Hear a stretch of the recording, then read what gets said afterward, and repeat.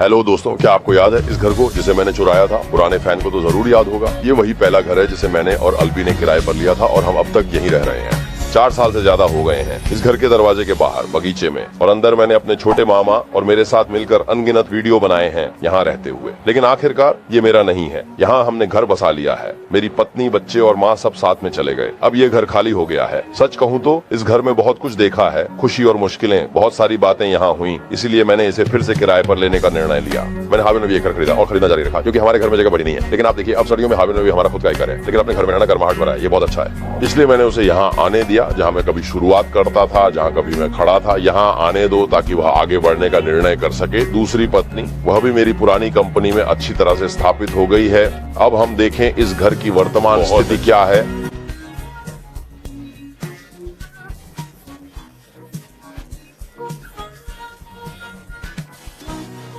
है तुम्हारे यहाँ डीमा अच्छी है। अभी अभी तुम यहाँ आए हो, तुम यहाँ कैसे कैसे कर रहे हो? 600 हो गए।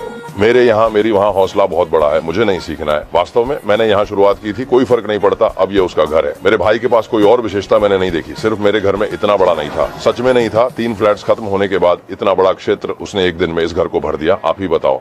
ये मेज मैंने पहले के लाइव स्ट्रीम के दौरान इस्तेमाल की थी। ये मेरी खरीदी गई पहली बड़ी मेज थी, लेकिन बुजुर्ग को यह पसंद नहीं आई। मेरे लिए उसने कितनी कीमत तय की थी, लेकिन वह सब संभाल नहीं पाए। इस मेज को कई बड़े ट्रांसफर में इस्तेमाल किया गया। यह मेरे पिता ने मुझे दी थी। मैं यहाँ इस कुर्सी की ऊंचाई को समायोजित कर सकता हूँ। मुझे लगता है इसका सजावट सब लटकने वाले सजावट से भरा हुआ है।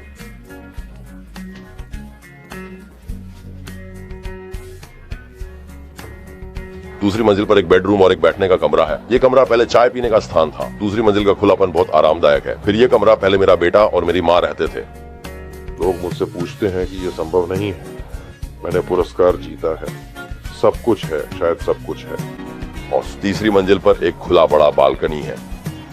ये कमरा मुख्य शयन कक्ष है। अरे मेरी माँ, इसे वह शाओयू फैन कहता है। ये बिस्तर कितना बड़ा है, आप देखिए। क्या ये बुजुर्ग यहाँ आराम से रह सकता है? उसे शादी के लिए नहीं कहना चाहिए था। प्रेम का रास्ता थोड़ा कठिन है। ये कमरा साफ सुथरा है, गोदाम भी व्यवस्थित है। हा, ये सब किया। अरे मेरी माँ, ये कितना बड़ा है। यहाँ दिखा रहा है।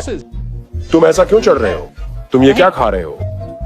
ये पूरी तरह से सुअर का मांस है। इसमें चिकन नहीं है, बत्तख का मांस, सोया प्रोटीन, कारागीनन। ये पूरी तरह से सुअर का मांस है। क्या ये कुछ और हो गया है? ही बताइए, क्या ग्रिल करें? ग्रिल करने के बाद आप कहेंगे कि मेरा काम करना मुश्किल है। अभी भी प्रबंधन कर। तुम्हें क्या चाहिए? ये अच्छा है।